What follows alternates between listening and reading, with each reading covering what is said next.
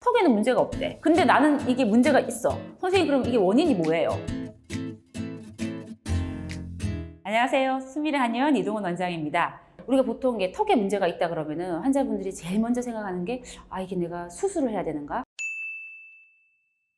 좌우에 정말로 이 좌우 턱의 뼈가 길이가 다르다든지 아니면 정말 이 상악과 하악에 뭔가 문제가 있어서 양악 수술이 필요한 경우도 있습니다. 그런데 모든 환자분이 다 양악 수술을 해야 되는 건 아니고요. 이 전체적인 턱의 구조적인 문제, 턱 자체의 뼈의 문제는 없다. 내가 이거 취하고 있는 자세나 이런 문제 때문에 여기에 구조의 문제가 보이는 경우는 교정을 통해서, 비수술적인 교정을 통해서 잡아줄 수 있습니다. 턱을 생각하려면은 이제 구조적으로요. 경추를 생각해야 되고 뒤에 뒤통수라고 하는 후두부, 턱이 거기에 이렇게 관절처럼 이렇게 끼어져 있는 형식으로 이 근육에 의해서 이렇게 붙어 있는 거예요. 그래서 턱은 사실 잘못하면 사람이 빠질 수 있다는 게 관절이 붙어 있는 거니까. 후두골은 빠진다는 얘기 못 들어봤잖아. 그럼 죽는 거예요. 이 경추에서 후두골을 어떻게 잡아냐에 따라서 턱이 위치를 어떻게 하냐가 좌우되는 거라. 또 요 세 가지의 구조가 맞아야 돼요. 턱 관절을 할 때 이게 체형하고 연관이 될 수밖에 없는 게 턱 자체의 이 위치, 그러니까 다시 말하면 경추의 위치랑 이 턱이 하는 위치에 따라서 무게 중심의 역할을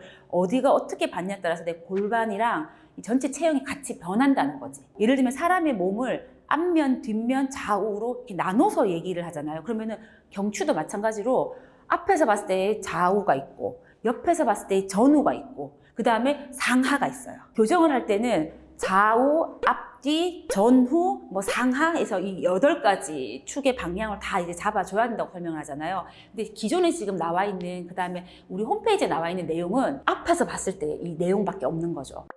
전후에 문제가 생기면요. 심하게 이제 내가 거북목이다. 그럼 거북목이 되면 이렇게 되시는 경우도 있고 또 이렇게 되시는 자세도 있죠. 어쨌든 그래서 내가 거북목이 됐다. 그랬을 때 턱이 심하게 밑으로 많이 이렇게 내려가게 되죠. 그러면서 앞으로 이제 약간 밀려갈 수도 있고. 그랬을 때 앞에서 보면 이런 취향이 될 수 있죠. 예를 들면 이렇게 이런 식으로 그래서 오픈 마우스 혹은 아래턱이 밑으로 빠지는 형식의 약간 이제 이런 식으로 이렇게 변할 수가 있죠. 턱 관절이 뒤로 이렇게 된 경우는 일자목이 되시면서 그래서 앞에서 이렇게 보게 되면은 이렇게 딱 얼굴이 약간 이렇게 항상 환자분이 이렇게 있죠. 그래서 턱이 약간 안으로 말려 들어간 것 같고 혹은 이 턱이 위에 이 상악보다 아래 턱이 굉장히 좀 작게 보이는 사람, 약간 무턱처럼 이렇게. 턱관절에서의 좌우에 문제가 생기면요. 대표적으로 이제 안면 비대칭이 있는데요. 안면 비대칭은 그럼 왜 생길까요? 자, 일단 제가 한번 보여드릴게요. 자, 지금 제가 골반이 살짝 오른쪽이 올라가고 왼쪽이 내려갔어요. 제 골반이 이렇게 되니까 제 어깨는 어떻게 될까요? 왼쪽이 내려가고 오른쪽은 올라갔죠. 그럼 제 이 척추는 어떻게 됐을까요? 척추 혼자 반듯하지 않고 틀어져 있겠죠. 틀어졌다는 걸 저희가 측만증이라고 하잖아요.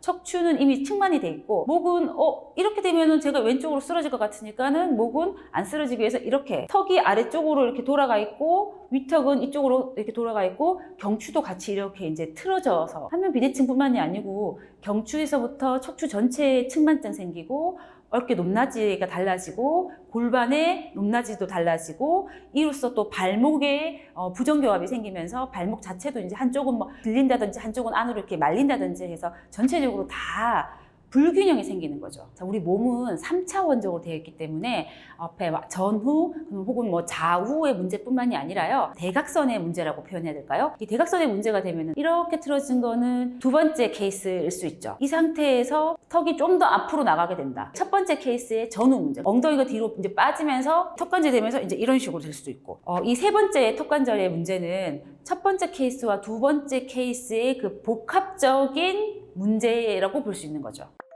한쪽에만 슬리퍼를 높게 이렇게 신었습니다. 그러면 이미 벌써 저는 약간 골반이 이렇게 틀어지죠. 근데 제 얼굴 혼자 이렇게 반듯하게 쓰려니까 이쪽에 힘이 너무 많이 들어가요. 그래서 여기가 뭔가 좀 아픈 것 같아요. 그럼 저는 살짝 이렇게 하면은 여기 힘이 좀 덜 실리게 되는 거죠. 부분이 사람이 아프지 않고 내가 뭔가 이렇게 움직이게 하기 위해서 중심을 잡다 보니까 몸이 점점점 틀어지더라도 나는 내 나름의 중심을 갖고 있는 거죠.